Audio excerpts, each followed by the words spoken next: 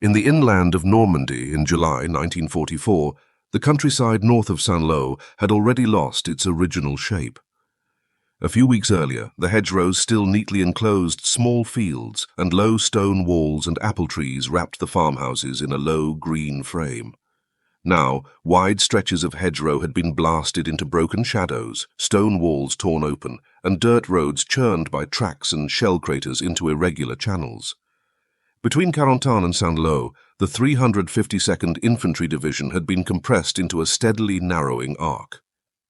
Communication cables were severed. Runners had to pick their way through a landscape of collapsed trenches and burned-out vehicles, and any clear notion of a front line was starting to lose meaning.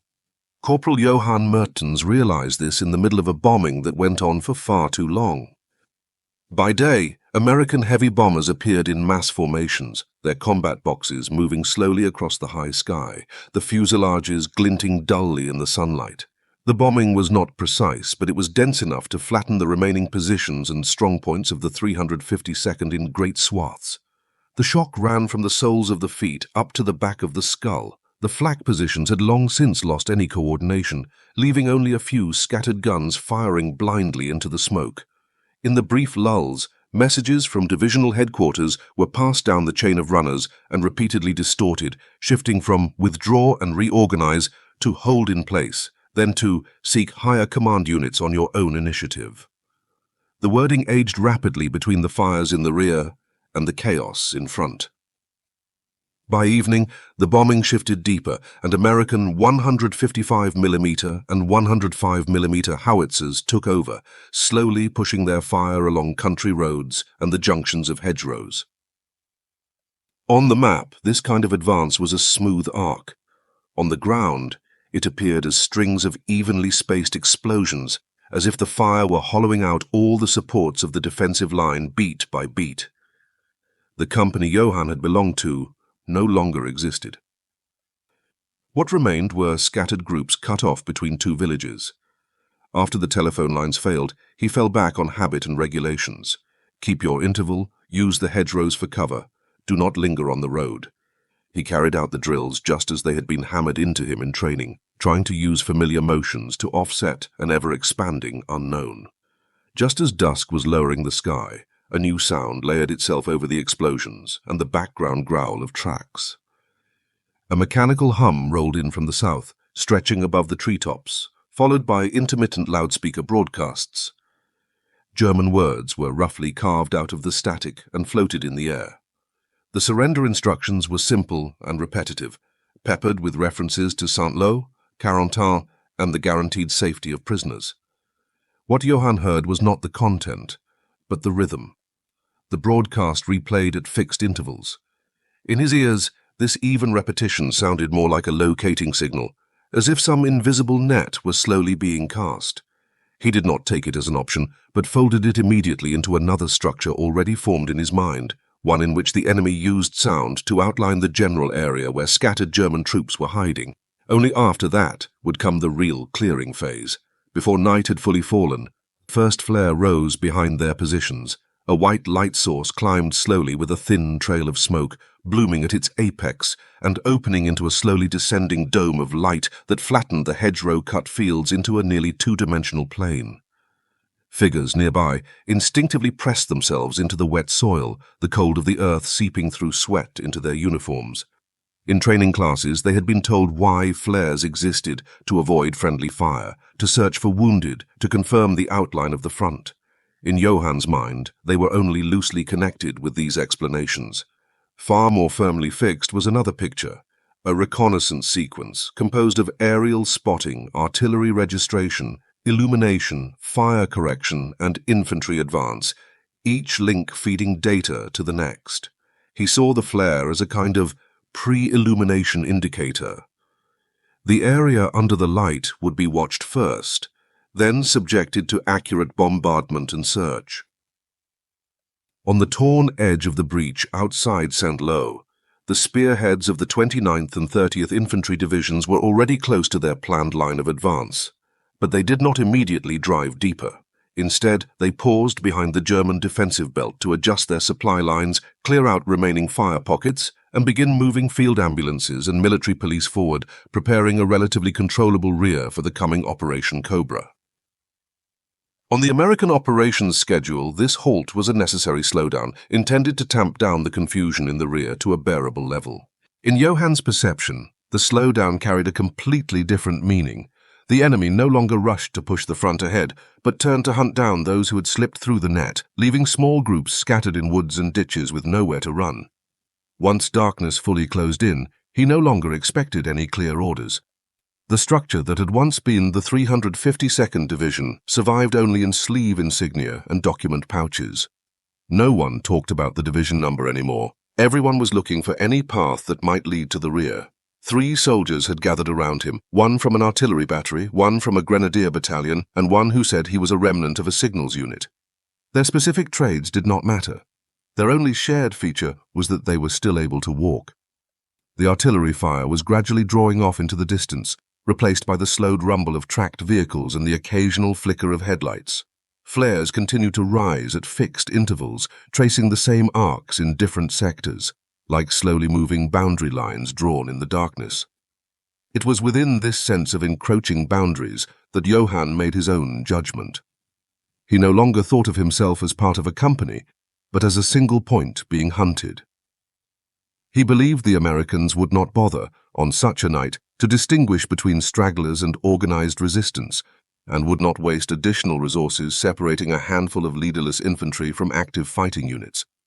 What they truly wanted, he thought, was to wipe these remnants off the map so as to leave no uncertainties in their rear. This conviction was not a momentary fantasy.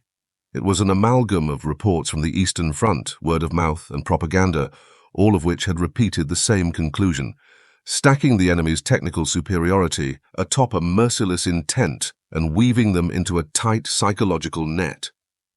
Thus, when night finally settled, he did not, like other stragglers, simply head northeast along the shortest route to the higher ground. Instead, he first imagined the whole region in his mind as a net with all its lines already laid. The flares sketched out the edges of the grid, the loudspeaker broadcasts marked the central zone, and the rumble of tracks indicated where force was concentrating. He told himself that any relaxation would be tantamount to admitting surrender to this net. And so he naturally drew the 3 others into a shrunken unit of his own and began to withdraw from this landscape, whose contours were being constantly redrawn by light and sound according to his own understanding. He did not explain his reasoning to the 3 men. He simply picked up responsibility as if by reflex in the vacuum left after the command structure was stripped away. He raised his hand to signal them to close up, then pointed toward the deep hedgerows. The 3 seemed to accept this by default. Perhaps because the darkness made any solo movement feel dangerous, or because once someone took the first step, direction followed. The soil was still damp, the rain-softened surface taking their footprints in sharp relief. Johann circled a shallow depression in a broad arc and then doubled back, using a branch to erase their tracks from the mud. As he worked, he felt time tightening, as if some unseen clock were dripping away behind him. He knew that on the first night after an advance, the Americans usually carried out extensive sweeps to prevent remnants from mounting disorganized attacks the next day. The regular, steady rhythm of the flares, in his ears, so fixed and even, signaled that the search procedure was already unrolling. The 3 men moved alongside him into the dark where the tree canopies overlapped. The leaves still held the dusty smell of the day's bombing. Their footsteps crackled dryly on the branches. At his gestures, they lowered their profiles and advanced in short, quick steps. Johann constantly changed direction ahead of them, following what looked like a broken path for a few dozen seconds before abruptly angling up a slope, then hastily covering their tracks with branches and clods of earth. He treated any continuous trail as exposure. The moment he sighted a straight line, he changed course, as if unpredictability alone might defeat the optical instruments peering down from the sky. He would not even allow them to stop for water. He believed the faint glint of a canteen could be caught in the next flare. They passed a section of hedgerow that had been planed flat by explosions.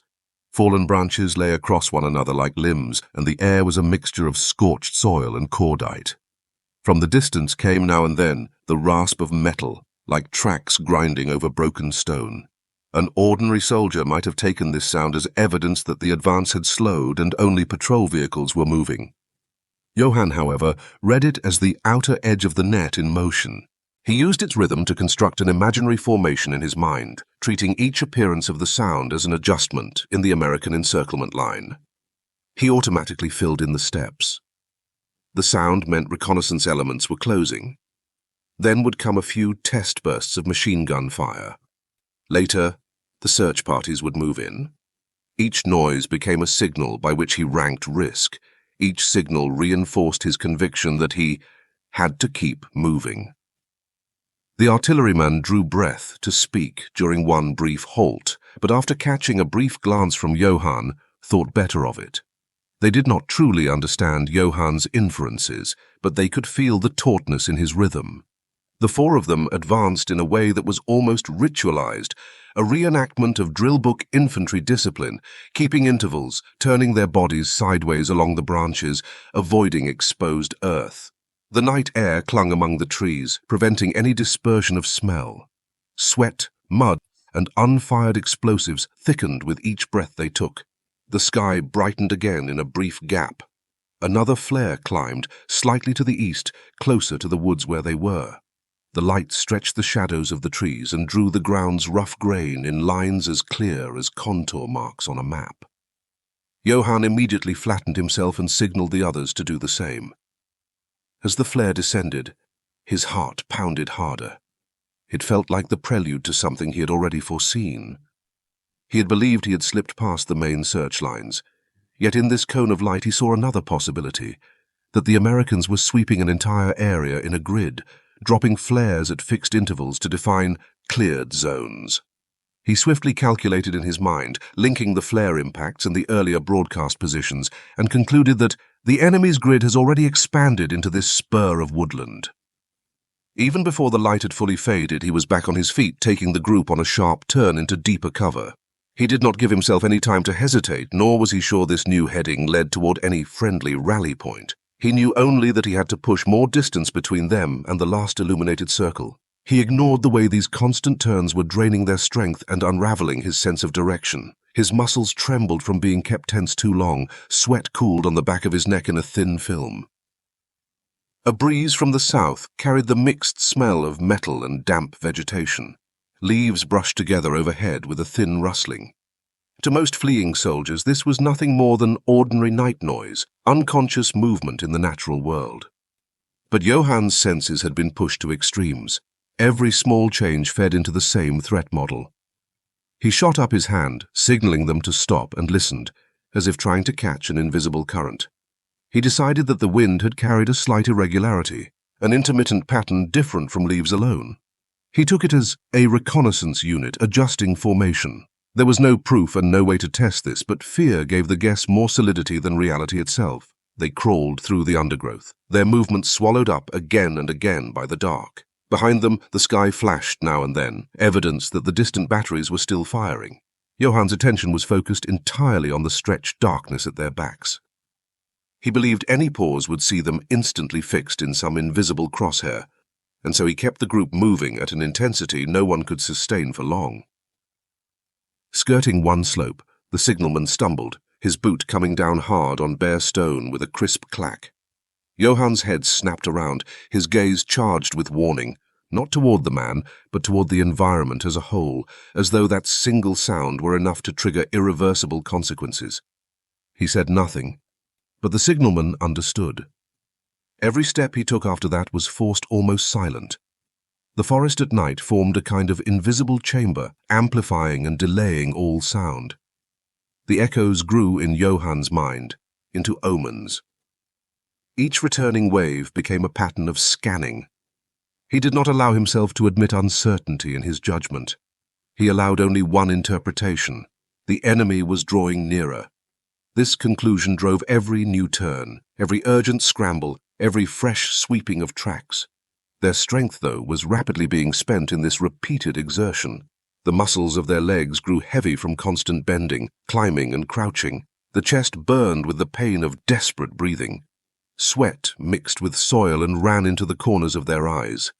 He could not see the expressions on the faces behind him, but he could hear their breathing becoming more erratic. The artilleryman's step had acquired a faint sway. The grenadier repeatedly shifted his shoulders to ease the weight. The signalman's tread lost its spring. Yet they followed Johann because any thought of leaving the group was, in their minds, equal to open exposure. They did not know if Johann's interpretations were true, but they knew they had no choice but to treat his obsession as their method of survival. The temperature dipped slightly and the air grew heavier with moisture. A short, dull vibration passed overhead. It was the sound of some aircraft in the distance. Johann dropped instantly.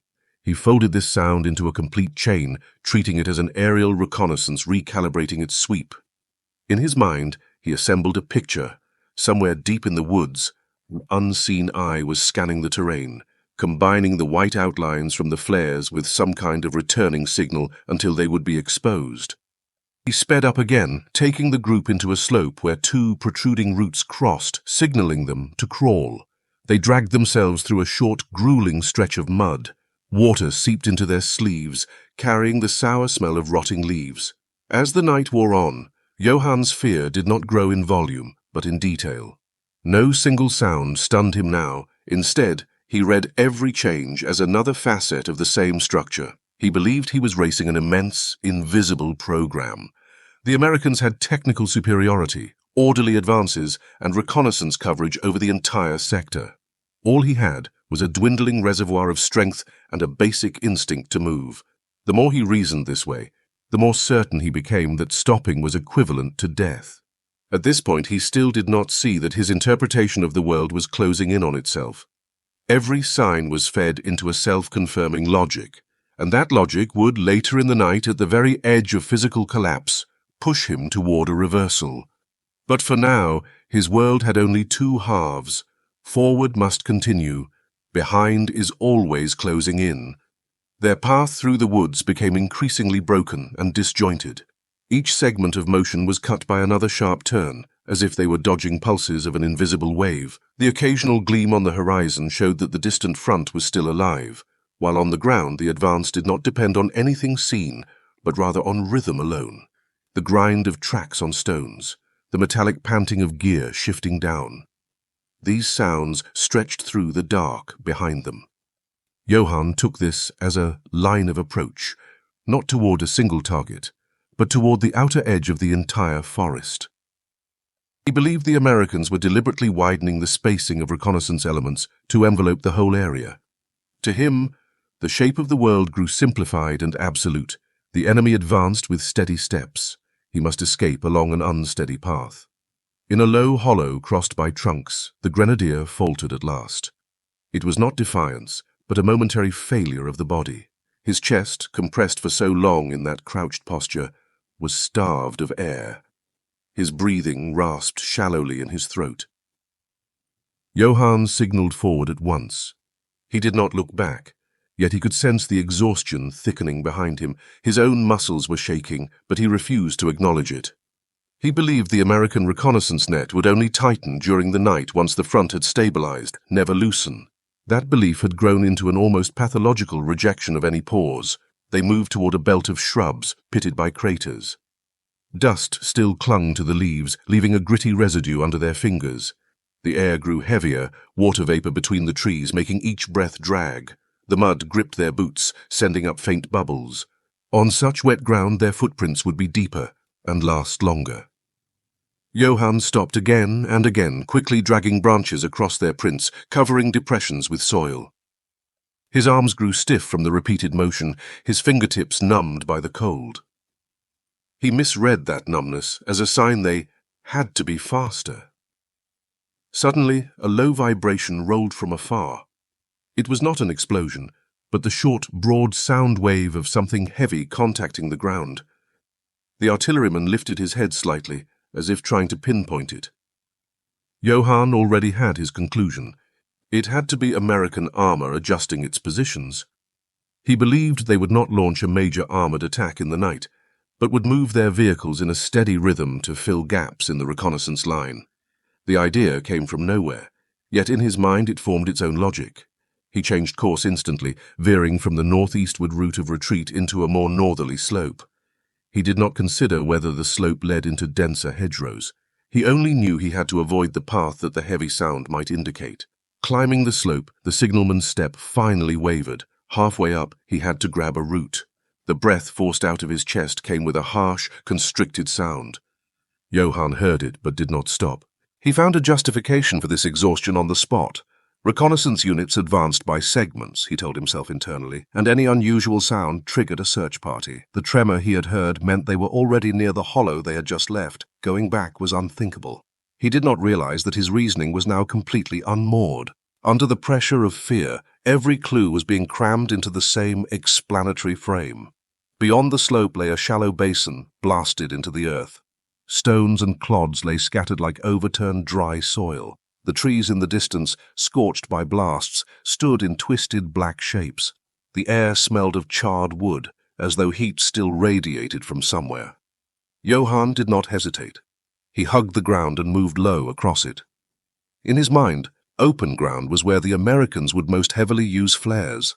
Any upright figure would cast a long shadow in the light. He even ran through a mental drill in advance. If a flare rose here, the Americans could confirm their position in seconds and call in nearby riflemen or machine guns. The three behind him followed. The artilleryman's stride had turned into a shuffle. The grenadier's shoulders sagged more with each step, and the signalman poured his remaining will into suppressing his ragged breathing. Johann's obsession was a hidden metronome driving them, forcing them to maintain for hours a level of exertion far beyond their remaining strength. They no longer knew what they were fleeing from. They only knew that any relaxation felt like betrayal. Once across the open ground, Johann stopped abruptly. A new sound had entered the air. It was not loud, but it was clean, even, and mechanically precise, like a metal chain slipping lightly or a spring device being slowly drawn tight. It came from the southwest, and its intervals were extraordinarily regular. To American ears, it might have been nothing more than gear being checked by a night patrol. What Johann heard was a program-activating signal. He was certain this was a reconnaissance team adjusting some instrument, a movement made just before the net tightened. He would not allow anyone to get closer to its source. He immediately motioned them all to slide into a shadowed hollow under the hedge in the opposite direction. As they slipped into the depression, the air snapped quiet. Only the faint rustle of branches brushing uniforms remained. The grenadier's hand, gripping a trunk in the dark, was trembling with exhaustion. The artilleryman's breathing carried a hint of pain, as though some rib had been strained. The signalman almost leaned his full weight against the tree, using his wrists to hold himself up. The sweat on his brow cooled fast in the night air. Johann did not look at them. He poured all his attention into the external rhythm. He believed the American patrols were gradually shortening their spacing, that the repeated broadcasts were meant to apply psychological pressure, that the flares marked the edges of reconnaissance. He heard natural gusts in the leaves as the resonance of listening devices. He mistook the sucking of mud underfoot for the sudden halt of enemy boots. In his world, no signal was neutral. There were only two kinds left: exposed and not yet exposed. In that extreme state of perception, another brief noise reached them, dry, tearing sound like cloth being pulled or the skid of a light vehicle turning in wet ground. Johann's body went taut. He was sure it was a contact precursor, and without hesitation he signaled for another move, deeper into the northern brush. He did not realize that the sound came from the buckles on the stretcher of an American medical team repositioning at night, tightening the straps to keep the patient from bouncing on uneven ground. They began to move again, each step more forced than the last, each breath heavier, while Johann became ever more convinced he was slipping some unseen noose. The forest drew in around them. The trees stood closer together and the ground sloped downward. Damp gathered in the hollows, and the air took on the smell of rot and standing water. Johann used even this as evidence for another inference. In such low, wet ground, footprints would be obvious, and if American dogs were brought to search at night, the mix of scents would reveal their path at once. His system of paranoia began to simulate threats that had not yet appeared, and used those simulations to choose where they went next. Meanwhile, physical resources were collapsing. Johann's chest pain sharpened, like a thin wire tightening inside him. He still forced himself to keep the regulation posture, feet slightly turned, short stride, low center of gravity. The more he did, the less the other three could match him. Their breathing had lost any coordination, their bodies pitched forward or back on each step. Every hollow in the mud threatened to trip them.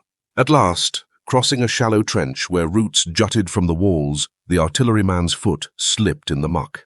His hand hit the earth with a muffled thud. Johann turned at once, his eyes hard and sharp in the dark. Not accusatory, but the instinctive alertness of someone remade by fear. He took that single sound as the start of disaster, as if the whole forest might light up in answer, as if machines were poised to start in the depth of the dark.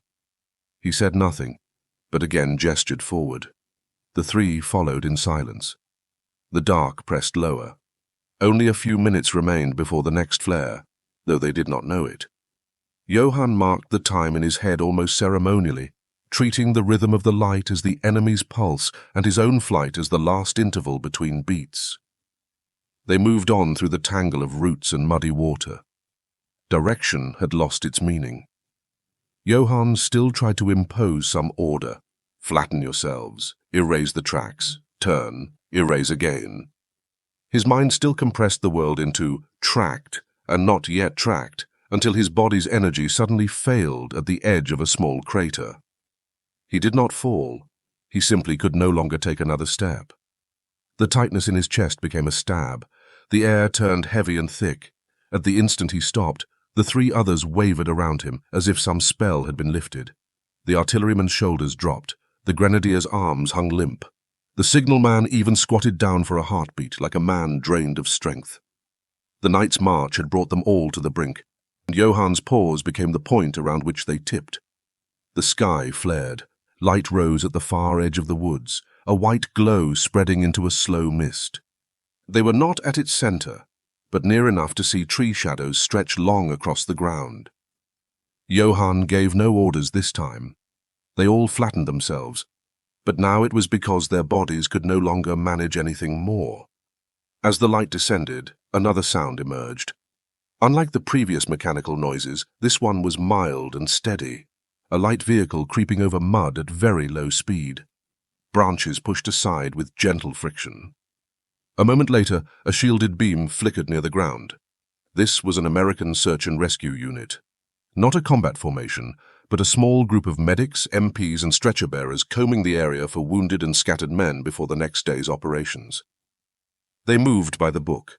First, a flare to mark the area, then a vehicle inching along the safe route, medics with torches checking the fallen, MPs confirming identities and arranging evacuation. The whole sequence was slow and regular, as stable as a machine. Johann took it for the final stage of a dragnet. His mind still tried frantically to assemble a threat. The flare was pre-illumination. The vehicle blocked escape routes. The beams confirmed targets. Even as the pain in his chest worsened, he tried to lift himself and move again, but his muscles no longer obeyed, they only twitched in the mud. The medic reached him first, a corporal from the 29th Infantry Division's medical company. As trained, he crouched, checked breathing, watched the pupils, then held out a canteen. His motions had no hurry, no hostility, no distinction for a German uniform. He simply followed the procedure. Find as many living bodies as possible before the flare burned out. The metal canteen touched Johann's hand. His first reaction was not to drink, but to jerk away. In that moment he still believed this was a step to keep the subject alive before interrogation. He struggled faintly in the mud, but lacked the strength. His mind read the medic's composure as technical cruelty, not restraint. The MPs arrived. They did not point their weapons or shout. They wrote, in order, in their logbooks, location, time, condition at discovery, ambulatory or stretcher case. Their writing was slow and neat, as if copying numbers in which no mistakes were allowed. Johann perceived this as another layer of psychological pressure. Yet he could not prevent himself from losing all sense of contact with the earth as they lifted the stretcher. Before leaving the forest, he saw that narrow beam shift to another figure on the ground. It was another German soldier, badly wounded, who was placed on a stretcher even faster. He also saw a French civilian treated in the same way, and an American wounded man laid on the other side of the same vehicle. In a brief lucid moment, he noticed for the first time that the process seemed to make no distinction between friend and foe, only between can live and cannot. A crack opened in his certainty. The vehicles rolled at very low speed along the edge of the battered fields toward a temporary POW collection point. Along the roadside, medical crates were stacked in neat rows, Red Cross cloths hung in view, and military police had set up registration tables. There was no more gunfire in the air, only the scratch of pens on paper, the soft creak of stretcher canvas, and the rustle of blankets given to prisoners. Johann was laid down near a row of tents for the wounded. His chest still hurt, but his breathing steadied. Medics checked his injuries and carried out basic treatment, already more than he had expected from an enemy. There was no interrogation, no hostility, none of the disposal he had imagined. There were only procedures, only steps, only a system that treated lives as objects to be processed. Over the next few days, he watched his surroundings. Signs in German listed ration scales in the POW camp. Red Cross personnel walked their rounds. MPs called roll according to lists. American soldiers and prisoners queued at the same waterline. Every action was slow, steady, with no unnecessary orders, like a linear administrative process at work. Gradually, he realized that he had misunderstood the crucial point. American slowing was not the prelude to a kill, but a measure to reduce casualties. Flares were not weapons, but a way to avoid shooting the wrong people. Patrol routes were not a dragnet, but a guarantee that no wounded would be left behind.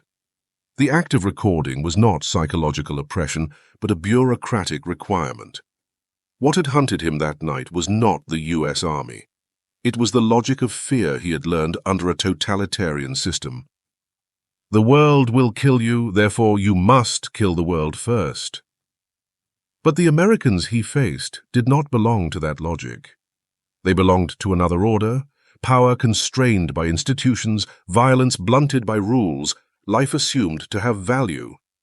Years later, reading the documents of the Allied Control Commission, POW regulations, and post-war assessment reports, he was finally able to say what he could not then understand.